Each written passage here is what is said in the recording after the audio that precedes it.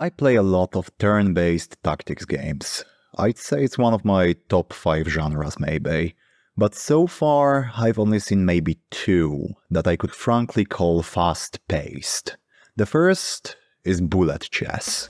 Now, I'm not very good at the decision-making part of bullet chess, but after a bit of practice, I've learned to play at a steady pace and find joy in being confidently incorrect. And playing at a steady pace allows me to enter the flow state. Flow state is defined as a state of being fully immersed in the game, where the outside world and any distractions in it cease to exist. It also kind of messes with your perception of time, trapping you in a state known as the perpetual present, where you're not really aware of the pace, in this case frantic pace, of the actions that you're taking. And not gonna lie, being in a flow state is a rewarding experience, it's very pleasurable. The second game that also instilled this flow state in me is the now sadly defunct Atlas Reactor.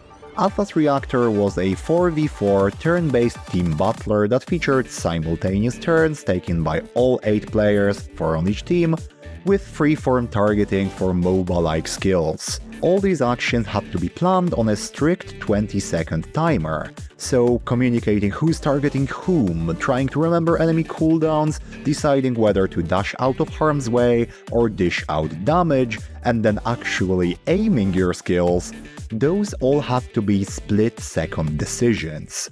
But when the whole team was in sync, with kills being perfectly set up, overkill damage being rare, and support shields and heals coming in clutch to leave a team member alive on a sliver of HP, that's when I felt like part of a well-oiled machine. It was a flow state, but one that I was not alone in. It was one that I shared with up to 3 of my friends. But now there's a third game. And it shares a number of elements with these previous titles, but it also differs on a number of important points in its design. That third title is Inkbound, which just came out as early access on Steam. Inkbound is a turn-based roguelike RPG by Shiny Shoe, who previously developed the excellent Monster Train card game that I enjoyed very much. Not sponsored, by the way. It can be played solo or in co-op with up to 3 other people, and much like Atlas Reactor, it features freeform targeting with telegraphs for the skills of each character, with an emphasis on using movement and movement abilities to set up attacks and, more importantly, not stand in the red zone, which in the case of Inkbound is actually purple. Looking back to bullet chess and Atlas Reactor, it seems like the presence of a timer is a common element, a motivator to play the game in a way that maximizes your chances to enter the flow state. A timer does pressure you to get into a steady flow, because if you don't, you will just fail at the game. The opposite situation though, where you get into that steady pace, is a great feedback loop for any player, because as long as you can keep the pace, you'll be getting drip-fed a steady stream of rewards, both in the form of in-game rewards as well as dopamine boosts. So there is an element of positive reinforcement as long as you are in the flow, but the games will punish you harshly if you ever miss a beat, if you ever stray off the path. Inkbound, however, doesn't use a timer. It uses different techniques to make it likely for you to enter that flow state and to appear fast-paced even though it is turn-based. So while you're taking those simultaneous interweaving turns with your teammates, up to 3 of them, you of course can and occasionally even should take a moment to think. No timer hanging over your head, just take as much time as you need. Inkbound will not get massively punishing if you do, and it will not get massively punishing if you weave your attacks wrong one turn. If you do not consider what your teammates are planning, generally isn't very punishing in that way. It's just more fun when you make the right decisions. And it's even more fun when you make them fast. And that's visible not only in the audio-visual, like the snappy animations part of the game, but also in the design of some of the skills. For example, this Shuriken guy has a skill that puts Mark on an enemy.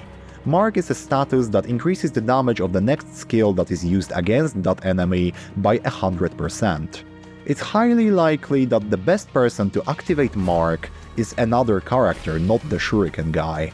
Maybe a character that has a single target, high damage nuke. So you have to sequence attacks just right to make full use of the abilities of the characters.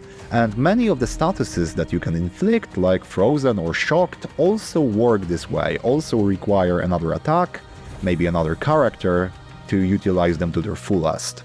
So that motivates you to enter a sort of rhythm with your teammates where you use one skill, they use another, you make use of their debuffs, and they, use the debuffs.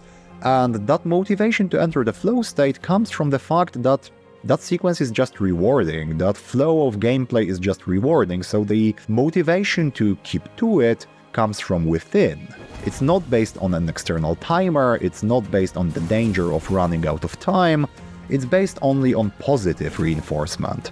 The game is just more fun if you play it fast, but you have to balance that with making the right decision and taking time to think, especially when the situation on the board gets more complex. Now, it could of course be argued that there is a form of a soft timer in Inkbound that is the pace of your teammates just making their moves, because if you take too much time to think, if you lag behind, you will not only feel bad psychologically because you're lagging behind, but you will also not get to make full use of those sequencing elements that I mentioned previously.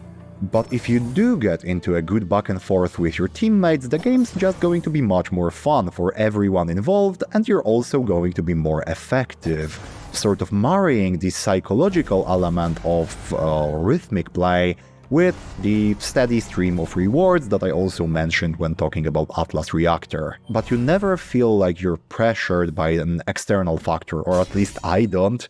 For example, in the way that bullet chess does feel for me, because while bullet chess makes me feel alive, it's also hella stressful. It feels like a conscious decision on my part to play Inkbound fast, like a striving rather than a desperate attempt to match an external tempo set by an external timer. Dancing to a beat in my own head, rather than a frantic game of DDR, for example. The game is in early access, but I will gladly see where it goes. Thank you for joining me today, and big thanks to LForward, who was kind enough to provide me with the permission to use their Atlas Reactor footage.